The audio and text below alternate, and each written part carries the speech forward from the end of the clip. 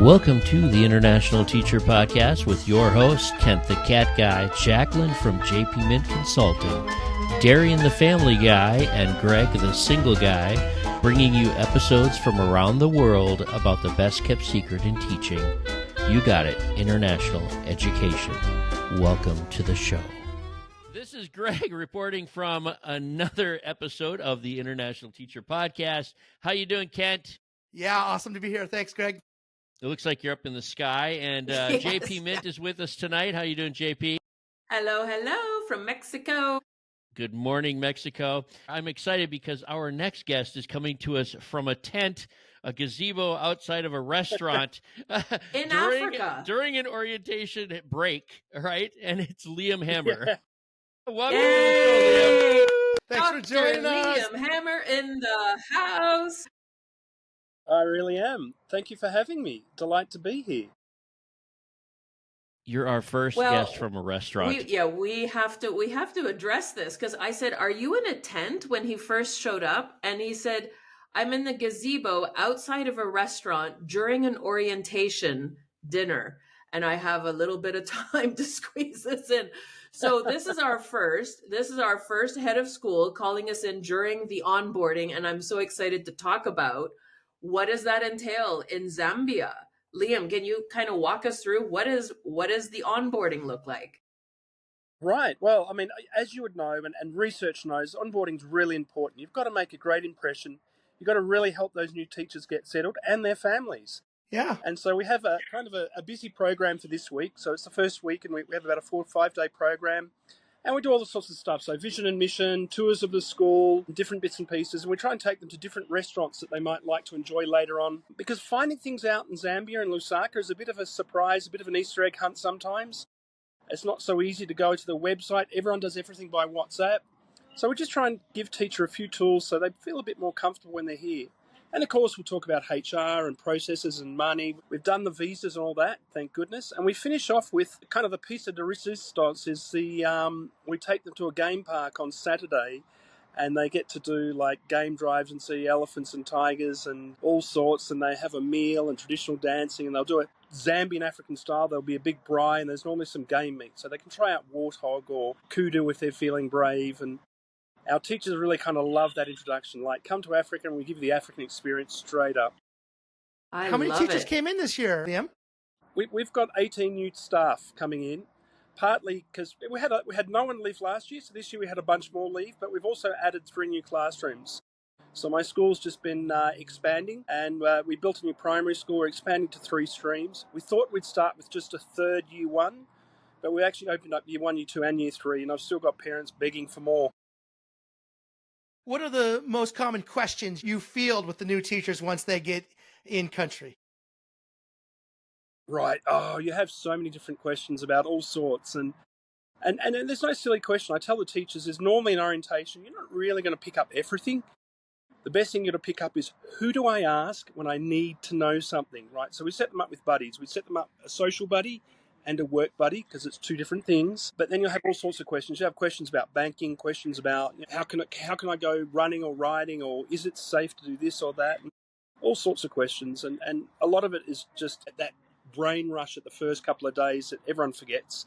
But then they'll pick it up later on, or they'll find someone to ask. And just making them feel very welcome, get used to life in Africa and life into Lusaka, Zambia.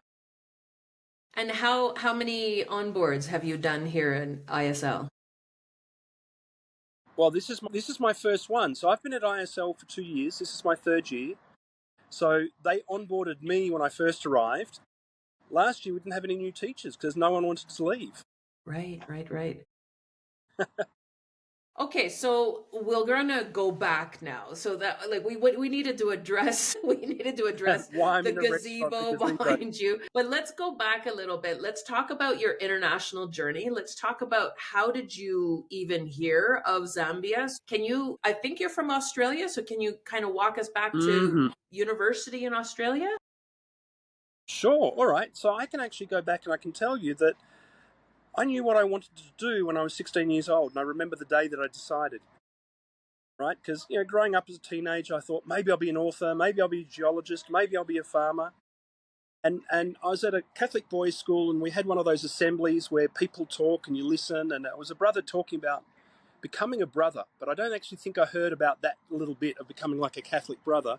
I just heard him talking about teaching English in Papua New Guinea in a village that was a day's walk from the nearest airstrip, let alone city.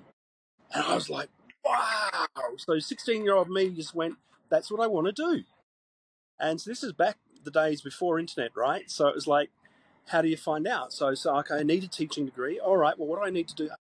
I was a science student, so I ended up doing like a science degree, but I did my classes, went to Melbourne University, got a teaching degree, Bachelor of Education, and somehow I found a recruitment agency, and they said, well, you need 5 years experience. So that's what I did. I did 5 years, and then I moved overseas and never looked back. And I love wasn't that. necessarily at that time became... Focus. Yeah, right. You talk to kids today, and they got no idea what they want to do. And I've got a 22-year-old who's still not sure what he's going to do, but he's doing all right selling houses at the moment. Mm-hmm. But I knew back then, I even did as part of my internship at the university, I went to Indonesia and found a small international school and said, can I teach here for 3 weeks as an intern? And they said, sure. And so, I got that on the resume. And yeah, and then so I've worked in, I think, 5 different countries. So I then went to Thailand. I worked at New International School Thailand, which is a pretty big, well-known school. I didn't really know how good I'd got it. Big IB school. I got a lot of experience real fast, and they looked after me, and I did well. I then moved to Indonesia, and I am staying 12 years in Indonesia and got married and had children as well. And they're now following me on the journey. And then at some stage I said, well, let's keep moving, guys. 12 years kind of crept up on me, right? You go to school thinking you do 2 or 3 years. Suddenly it's like 12. Like, how did that happen? Yep. I'm almost settled here.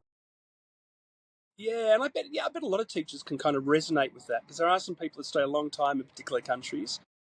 But after that, I moved to Albania, and that was interesting, and it was really good. We lovely, lovely people, really interesting country.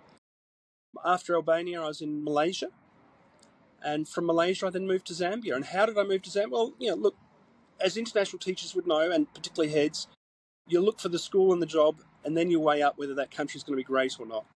It's not, you go, if you could choose and say, okay, I want to go to Thailand, or I want to go to Saudi because I've heard there's great money there. It can be really hard to find a job when you're choosing one country only. Mm-hmm. Just open up and have a look, right? And then you decide, is that school going to be the right fit for me? And they're doing exactly the same thing, because they're looking at you saying, will you be a good fit for us? It really is about fit. And we have a book called Finding the Right Fit, www.amazon.com, or wherever you find your finer books. Oh, we'll talk about books in a minute. Kent has gotten the name of my book right. And that was not set up right. Nice set up there, yeah. Liam, how many years as a teacher? How many years as admin and how many years as a teacher on your journey? Right. I started teaching in 1997. So I think that means I'm getting close to 30 years teaching. I think I moved overseas year 2000. So it's 25 years. This is my 11th year as a head of school. I mind you, I've one school I was a director, one school I was a campus principal, 2 schools I've been a head of school. Yeah, different the names, terminology, superintendent, CEO, we see sometimes. Yeah. Brother of the Catholic faith. My contract says CEO, but I kind of don't like using that because it sounds a bit businessy. Businessy. And it's a bit businessy. And look, in fact, a head of school has to have good business sense, whether they're a non-profit or not. And I'm a non-profit school now, which is much preferred in my experience. Mm. So you have to think like a CEO, but if you tell parents you're a CEO, they're going to go, hang on, I want a school. Mm-hmm. So I don't know that it's going to work so much, right? And teachers, I mean, honestly, teachers sort of, that's a bit of a red flag when they see a CEO after somebody's name in their email. They're like, wait, I thought I was signing up with a school, not a business. Right. And there's some great ones, but let's be honest, there's also some schools that appoint CEOs that have no educational experience. You think, how's that going to work? Yeah, right? There's got to be a balance struck. Right? We know international schools now are becoming more and more business-like. There's more of these big business groups buying up schools. Wow, yes. Right? I think IC Research presented a paper a year or two back saying the last 5 years, the big international groups is now 75% of all for-profit schools worldwide. What? They're buying like crazy. The last group I worked for, they had 38 schools when I joined them. They've now got 107 schools. It's big That Blows me business, away. right? Yes. It's a bit scary, Wow. actually. It's scary. And yet I Yeah. find the little schools are the most rewarding, the tiny ones that you just never expect, and they don't have this conglomerate behind them, right? Oh, yeah. Yeah, Well, But because they're they getting can have rare. that family atmosphere. And, yeah, I mean, that's also I tell people, you've got to get your finances right, though, because if you mess it up, there's no one that's going to bail you out either. So it's and a I good was and a going to bad. say, Dr. Liam, you're sensitive to students coming in, right? There's a fluctuation when you're a very small school. You know, one year you could have half the students that you had the previous year, and that's half your budget. Mm. Yeah, yeah. And the challenge with that, right, is teachers want 2-year contracts, but you've got numbers cycling every year. So you're going to have some years where you can't afford them.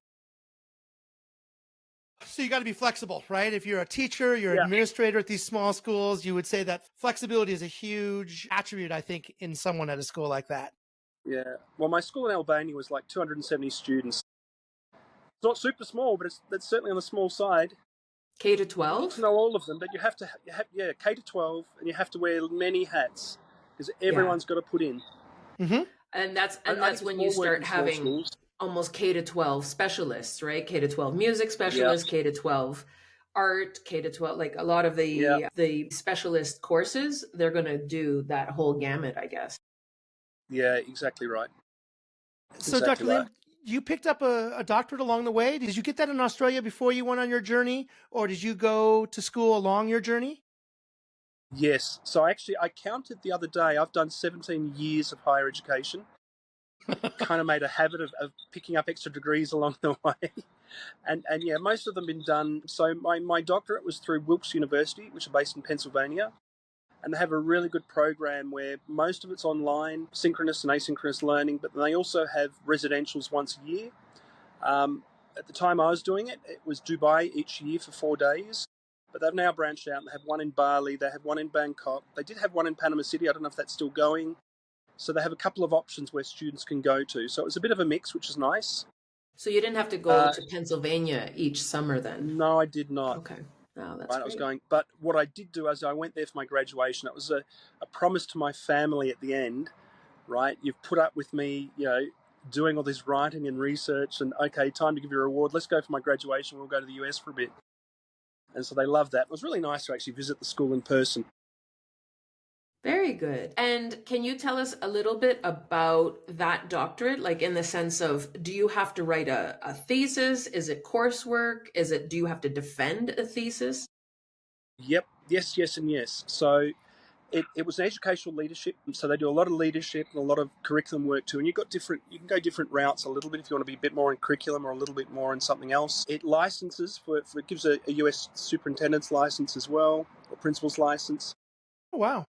But then you do have to write a thesis, and that you have to defend that. In fact, I actually now give back to the school as well, because I'm actually on a couple of examining committees for up and coming doctors and helping them. And I passed one last week, or not. I was one of 5, right? But he defended well, and so he became a doctor, right? And so the thesis I actually then published as well, because it's a topic that's kind of close to my heart. It's something I noticed in international schools, that many international schools pay staff differently depending on where those staff come from. Someone might call it passportism, but really it's just, if you've got teachers and one teacher's from, say, Malaysia and the other teacher's from UK, there could be a difference of 3 to 5 times the salary being paid to those teachers in many international schools worldwide. And that's what I found out. It happens everywhere in the world except for kind of the West. So Western Europe, US, Australia doesn't do that, but every other country in the world seems to do it to some degree or another. In fact, I think in India, some of the teachers I spoke to said there's a difference of 5. Wow. Right. Well, we've seen it. We have, haven't we, Greg and Kent? We've seen it. We've worked in those schools where you just know the local teachers are on a different salary scale. I've worked in some schools where speaking about your salary is a fireable offense. It's in the contract. Like, you are not to talk about your salary with anyone on staff. Yeah. And look, one of the teachers I spoke to had 2 passports. She was British and Thai, and she got a job in a Thai school, well, Thai international school. I won't name them. They assumed she was British and offered her a salary, signed the contract. Then when No HR way. said, "Can you give us your paperwork so we can get you a visa?" she said, "Good news, you don't need to get me a visa. I'm half Thai." They went, "Oh, well, we can't pay you that salary then," and they cut her salary by 2/3 After signing. No. After signing. After signing. Yeah. And she just said, after signing. Yep, they just tore that contract and wrote her a new one and said, "This is what we'll pay you now because you're Thai." Well, I there's know, a lot right? of teachers. There's a lot of teachers that will go outside of their country to get hired and then come back. Or I guess there's a risk that if you're in country and you're at the job fair or something, or you're offered a position, you have to be out of the country for the school to legally, by their country standards or by their own school standards, to hire you. Yeah. Isn't that how it works? I don't know that for sure, but I've heard stories about that. No, Greg, you're right. And in fact, my study found that a lot of teachers just leave full stop, right? And so, we've got Indonesian teachers, or we've got Polish teachers, or we've got Chinese teachers at our schools that can't work in their own countries or be paid 3, 4, 5 times less than their counterparts for the same work. Yeah, and that's interestingly the enough, underlying message. It's the same work. They're working the same hours. They're doing the same. I mean, a homeroom teacher, elementary homeroom teacher, Yeah. is doing the same work despite any 100%, nationality or differences. teaching biology or whatever it might be. Absolutely. Same work, being paid much, much less. And it causes strife between the staff too, because then you're going to have the haves and the have-nots, and you're going to Yep. have great staff. You might have a great friendship going, and then something comes up with money, and all of a sudden, it's between or you. even the expats that don't know it. They say, "Oh, let's go to this club, or let's go to this restaurant. Do you want to come and join?" And that local teacher's thinking, "Oh, I can't afford that one." Yeah. Right? But it's causing a brain drain on these countries where they're losing teachers to other countries, or teachers are just leaving the teaching profession. Well, there's only one Because thing I've been able to do as a teacher as an international teacher, an expat teacher coming into a school like that. I've always tried to, once I learned about this, right? Once somebody had a conversation with me about it, I made it a lifelong, basically a goal of mine. No matter where I live, I get to know the maintenance staff. I get to know the local teachers and make sure that I take care of them as much as they'll allow me to. Right. Yeah, and exactly. try to mend that bridge, that gap that's between them, because that indifference. So including them and stuff and saying, you know what, let me take care of it. Join us and I'll take care of it if they'll allow me to. You. It's but there's a lot of us that do that, and I wish that all of us would do that. It's just that it's hard to move a school. It's hard to move a whole process along. Like I'm sure your paper has, it's profit making, and someone wants to make profit. Comes down to money, and that thesis that you wrote. I'm sure it's just. And you know what I found also is I got pushback, and still do, right? Because I've gone on a speaker and I've done a few keynote speeches on this, and I get pushback from some people. On that note, pushback on what? On we shouldn't pay them equally, or no? Yeah, we should pay them unequally. I actually got told when I was doing this research, I had some people complain to me and say I shouldn't do this research. I should shut up and don't rock the boat type stuff. Right? We've got disrupting the system. Don't ruin our salaries and our privilege. Right? And some people have actually literally almost said it like word for word like that. And then I'll get other people that will just say, "Oh, well, they're not good enough teachers anyway." And oh my gosh, they're still being paid more than they would in a local school, so they should just be happy, and all sorts of things. And that's from teachers as well as school owners, push back on me and say, our experience would be so different overseas, because what I do is when I go to a school, and I've been to several, but I learn from those local teachers. They are my comfort zone. And if I want to learn the culture, I go through my comfort zone, which is that school relationship that has started it for me. And they're the ones that protect me. They're the ones that have shown me around their country, that have shown me how things are done. And it's not like I come in knowing everything. I'm the one that's sort of coming in not knowing. So, I mean, it's such a valuable resource for us, even, that it provides us better. I mean, it provides us with more of a security blanket if they were taken care of like we are, right? Agreed. I wish they were. But anyway, and some of them are really, really good teachers as well. I'd hire sooner than any other expat I've ever seen. Right, and I agree, some local staff are not so With the great. years experience and the degrees and. All right, let's take a moment for a little commercial about how to get in touch with us. You can, of course, find all four of us at the itpexpat.com. That's www.itpexpat.com. Or you could also find us at email at internationalteacherpodcast@gmail.com. We look forward to hearing from you. Or if you're into Facebook, we have a new Facebook group at www.facebook.com/groups/ITPexpat, where you can find all kinds of inside information about ITP Expat. You can also find us on Instagram at ITP Expats. That's with an S. ITP Expats is our handle. All right, and thank you, listeners. We have over 100 countries represented by our listeners, and though we're not monetized, we are here for you, and we would like to thank all of you for listening. So let's get back to the show. Can you tell us also a little bit about your books? Yes, well, a little bit. So myself and a couple of colleagues got together and published a few kind of research books, and they're online. You can get them through Amazon, or you can buy them directly from the publisher, IGI Global, and they're books of research. So essentially they're 10 or 12,000 word essays, which is kind of a watered down thesis. So a lot of people, when they do a doctorate, then they want to find somewhere to publish, so they contact us. And so our first book we published was, I think, 14 or 15 chapters, and I put that topic in. But these topics about all sorts of things. And in the next couple, we have one book about special needs and equity, which is actually really important right now for staff and for teachers. And so I think that's got 12 different chapters. So each of them is one or several authors, and some of them quite big name people, writing kind of academic research for international school kind of equity. And then the other one's leadership. Right, so we published a leadership book as well, and again, it's academic research. What topic is that? 10,000. Like how to become a leader, topics. or? Well, we just said we called it critical issues and general trends in international school leadership, and then we just kind of put out a call for papers and got 60 or 70 proposals, whittled that down to about 20 or so that we thought would be good.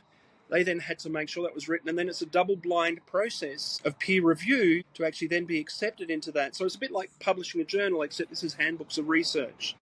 And so these kind of books, they're kind of expensive, but I think they're really good for libraries to look at, or school libraries, and maybe some aspiring leaders or leaders want to purchase the book. It gives them. So we had topics. One topic was about how teachers taught during COVID. Right. Another topic was about financial literacy of international school leaders. Another topic was about how to produce good onboarding program. So all sorts of topics that really specifically for international schools, because what we've noticed is there's a bit of research out there, but there's not a lot of books or resources on international schools specifically. Most of it's out of US, or it's out of UK, or it's out of Australia. Right. So this was kind of curating the best research on these topics out there, so we can create resources for school teachers and school leaders to find, and or other academics to build on that research. Dr. Liam, if I may ask, I can understand most of the topics, leadership, because that's your day-to-day work. Tell us a little bit about the special needs and equity. How did that become a topic near and dear to your heart? I think there's a lot of people really working in that area and digging up research. So originally we weren't thinking about that. We're just looking for leadership, but we got so many good kind of proposals for things that fit into that. And there was experiences of black teachers in the international school system, and there was so many good topics that kind of fit that umbrella of equity and wellness. We thought, well, let's just produce a book on that. Right? That's something that everyone's going to look at. Lauren Jones, who does a lot of big research in the area, and she's kind of keynotes and works for a bunch of different schools, put in a chapter, and then we had somebody else putting in something else. So it really just fit nicely. So it wasn't that we're actually specifically looking for it, but it was what was just coming out.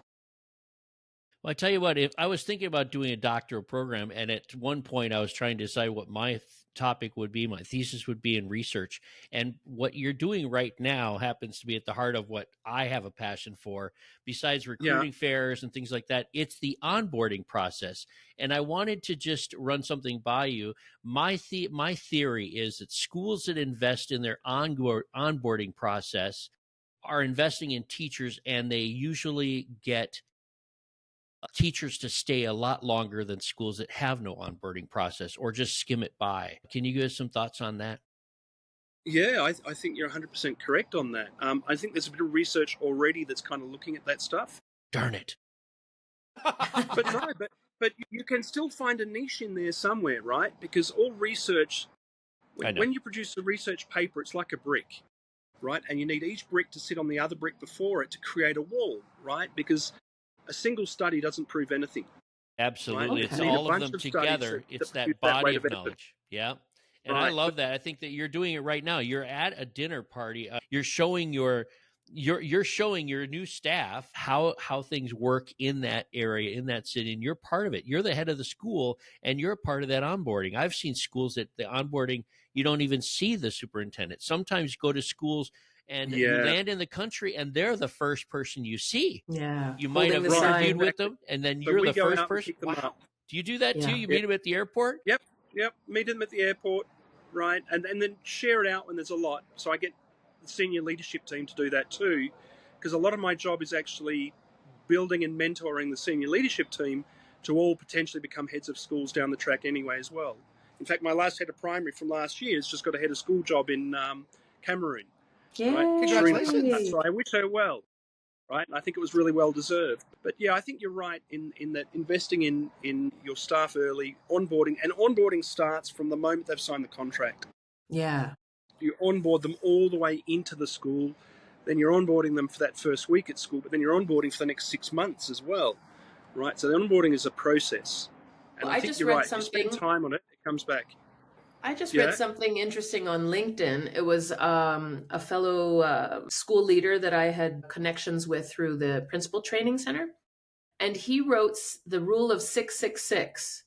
It was 6 days, check in, 6 weeks, check in again, and 6 months, check in again. And I read, a few more details. Yeah, and I thought it was rather interesting. It's to remind us not to just make a great onboarding, they feel this warm hug, and then off to the races, school starts, you forget you have new teachers, you're not checking in with them throughout the year. Right. Yeah, but I'd also argue there's also 6 months before that as well. Yeah. Right? Because you need constant communication. You need, here's your buddy, here's what's coming, tell them you're going to meet them at the airport, let them know what the housing situation is going to be, give them access to handbooks, let them ask questions before they arrive, right? We had people asking, well, how do we bring our cats into country? And someone else was saying, do we need to buy a car or not? And, you've got to give them help in those questions, particularly like Zambia. Electronic goods are really expensive here, so you advise them, buy a laptop before you get here, buy a phone before you get here if you want one, right? Let me jump in here. First off, Liam, if I can say, Dr. Liam, if you can get a buddy for Greg, he would really appreciate that. I've recently left, and so there's an opening. Number 2, you wear a lot of hats. I mean, all day you're interacting with students, with staff, with senior leadership. How do you find time to do research, write books? I bet you're planning another book as we speak. How do you do it all?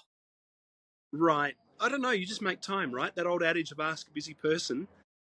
I'll also say that I was a little bit lucky with my doctorate. Well, I don't know lucky, but I started my doctorate in 2018 and I finished it in 2021, right? So I did most of my research during the COVID years. That was my COVID project.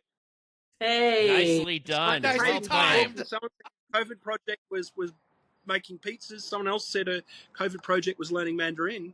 Mine was kind of finishing off my doctorate.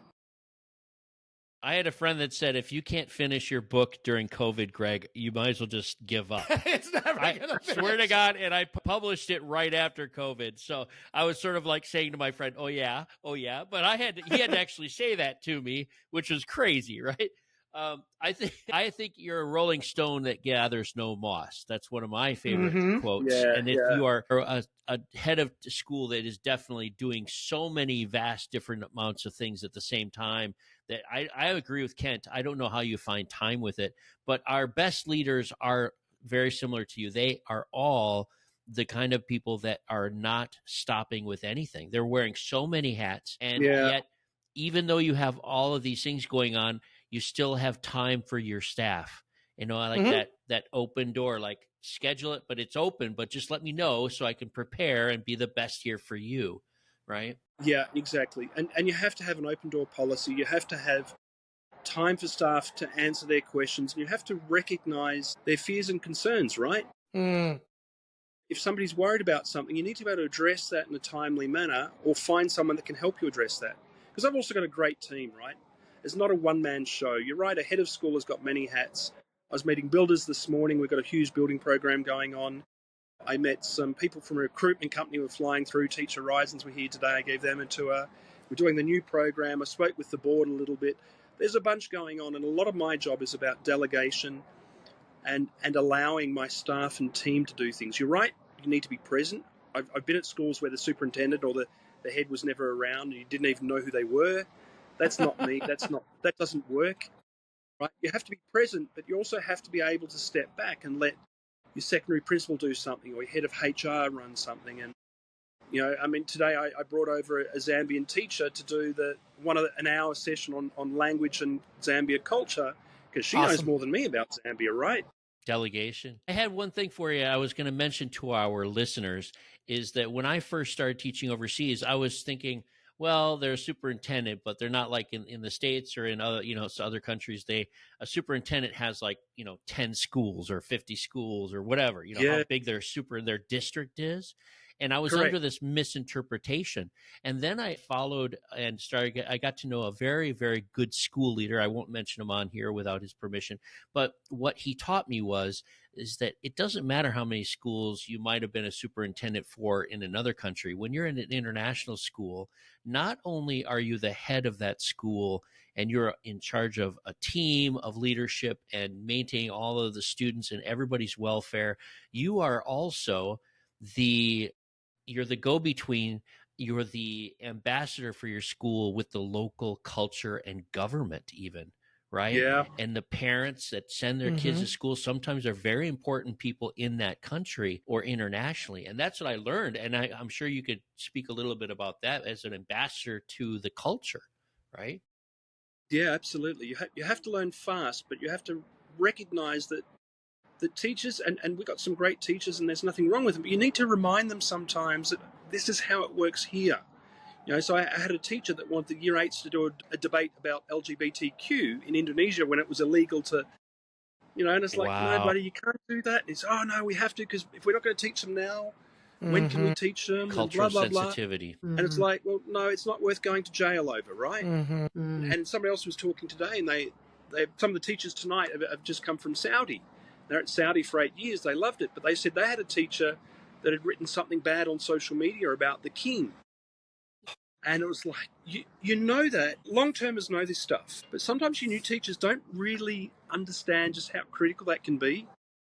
And said teacher was given an hour to get out of the country. Literally. They had to get friends to pack her. It was lucky because it was an embassy school, right, that they actually got any warning at all. Yeah, but you're absolutely right. You need to navigate the culture. You need to sometimes, you forever get parents in your office complain about this and that. You need to kind of protect your teachers, but sometimes you also need to go, oh, okay, I can see why you're upset. Let me see what I can do about helping to fix that problem. You might have to go back to the teacher and say, hey, what happened here? Blah, blah. Okay, let's just try and you're definitely playing peacemaker. You're definitely balancing in between the community. We're a premium school here in Zambia. We're the international school. In fact, we're 1 year older than the Republic of Zambia. Wow. ISL is well known. Yes. Right? Very well known. Yeah. So, I was in immigration a month ago and the, when the lady saw you work at ISL. That's that school with all the flags at the front and the blue. Yeah, that's us. Oh, great. Can I get my kids in there? Yeah. Pretty good, isn't it? And it's like, well, yeah, we are expensive for Zambian standards. Yeah. Right, but you're kind of playing that peacemaker, you're playing that ambassador, you are meeting different people and kind of, I have to go to golf sometimes and actually talk to different business people, and you never know who you're going to meet and who can help solve problems that you need. You need an architect, you find one, or you just meet somebody. At one school in Indonesia, I met somebody that was looking for a new school, and so his two kids joined our school. Yay! Right? Delightful puzzle. I love that. Yeah. Well, it's not like you need the ITP stamp of approval, but speaking from my point of view, your school and you as a leader would be a great school. And I hope that the ITP crowd looks you up. And I think they can find Dr. Liam Hammer on LinkedIn, just like I did. Yeah.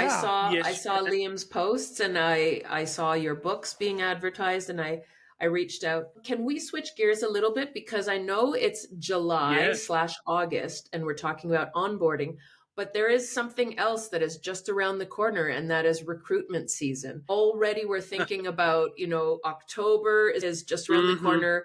Can we talk a little bit about what do you see as the draw for teachers kind of considering that jump overseas? What are some of the advantages? What are some of the things they should be presenting? Okay, I'll tell you what. I think the first thing is that many teachers, the good old days of international schools being super well paid and teachers having that great life. And I think, particularly in days of social media, a picture gets painted where a lot of new teachers in the States or UK or wherever it might be have got this rosy idea. And I think that's changed, right? I think it's more perhaps about the experience that you get going overseas, and it just totally broadens your mind, all the different experiences you have. I live next door to the Italian ambassador. His wife is best friends with my wife, right? That's never happening at home.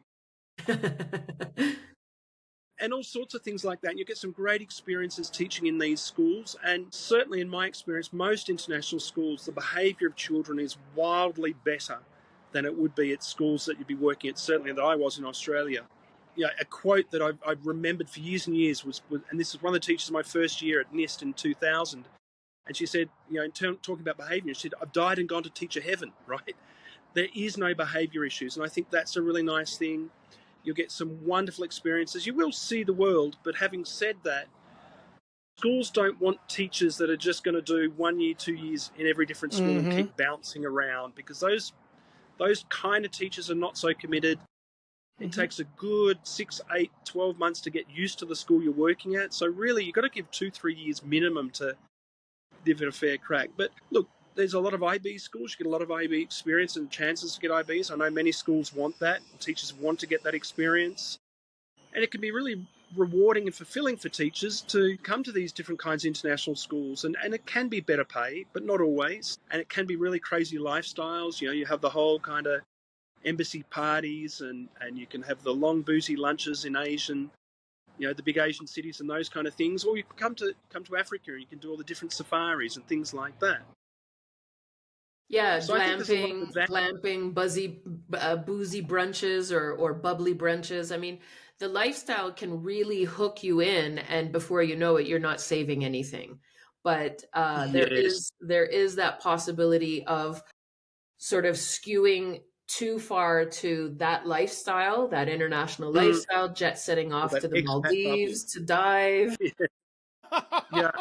Hey, I'm not in this for the money. I'm in it because I'm here and I'm still overseas after 25 years, because even my first year of teaching, I had respect, and respect from students, parents, and staff and leadership is something that I never experienced in the years leading up to my education or my degree that I had experienced in my own home country. So I tell everybody, it's number one, I find a great school, and I know that chances are that I'm going to have a lot of respect as a teacher, not just because I'm a good teacher, but because that's part of the international school vibe, right? I agree with you, Greg. Yeah. And you also find that international schools are a lot more nimble, right? They can try new things, and you can be part of changing a program or bringing in a Duke of Edinburgh or whatever it might be, whereas sometimes there's a bit more red tape with those schools that you're back home are at. It's a lot harder to change things or do things. And these schools can be pretty exciting places and do some pretty amazing things in education. I'm adding the word nimble to my description of international teaching. Yeah, there we go. Hey, I know we want to be respectful of your time. And so I think we'll jump right into the last two questions. Greg? Sure.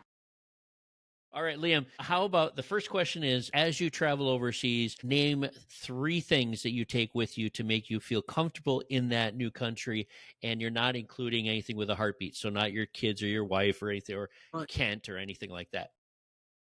Okay. You know what? You almost don't need to anymore, right? Because I was getting the old days, you'd bring photos from home, right? You hang them on the wall. But now you can have all the pictures on your phone. You can print them out here. It's not so hard. But okay, I'm going to bring photos. What else am I going to bring? Bring all my certificates, birth certificates, university degrees. They're important. You've got to keep and look after those things. I can't think of the third thing. I don't know. As long as you've got a wallet and a phone, you can kind of figure anything out.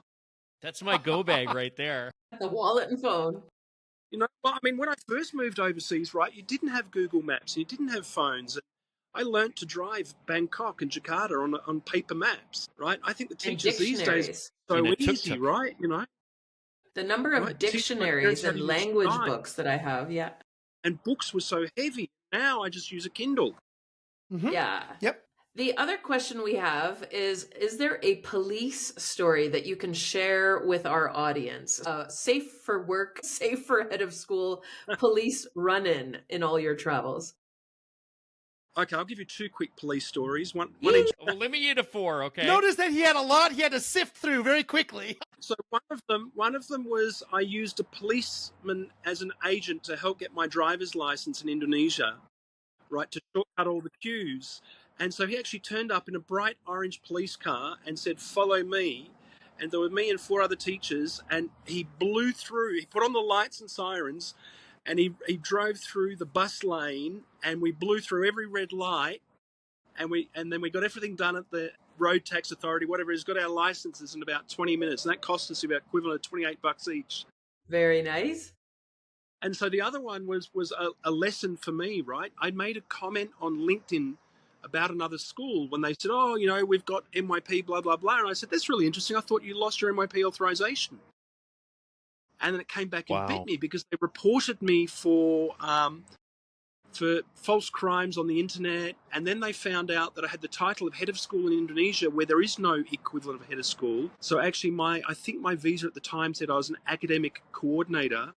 So then they dobbed me into immigration. Immigration came along, and they didn't actually arrest me, but they detained me for a day. Whoa. And I had to give a statement, and then they confiscated my passport, and eventually the school had to buy 3 new TVs for the immigration office before I could get my passport back.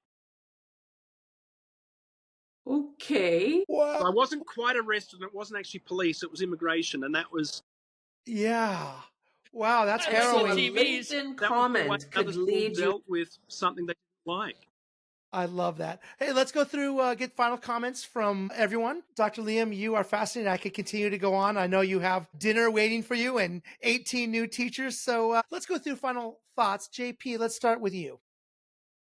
To thank Dr. Liam Hammer for accepting our invitation to come on. Hopefully it was enjoyable, and maybe you'll pass the word on to some of those other people that were on your book list in your chapter authors. I will. Thank you. Thank you so much for taking the time to join us, Greg. You're very welcome. No, I just enjoyed talking with you because you are a head of school. You're very experienced. You've been overseas for many years, and you just solidify the things that I believe in with international teaching. And I've only known you for a couple of minutes, and it's been a joy. So thank you. Pleasure as well, Greg. Thank you. Dr. Liam, final thoughts for the ITP crowd?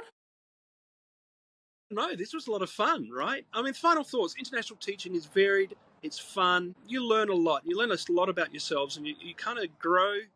And I don't think you can really go back to your home countries and teach again because it's not the same. Yeah. Okay. I would like to thank everyone tonight. I'd like to thank JP Mint. You can find her at jpmintconsulting.com. Thank you very much, JP Mint. Yeah. I would like to thank Greg, the Single Guy. You could find one of his books, Finding the Right Fit, at www.amazon.com or wherever you find your finer got it right books. Tonight. Look at that. He got it right. I would like to thank Dr. Liam Hammer, who's been told twice tonight, there are 18 teachers waiting for you. Where are you? He needs to pay the bill. Credit card. Enjoyed talking.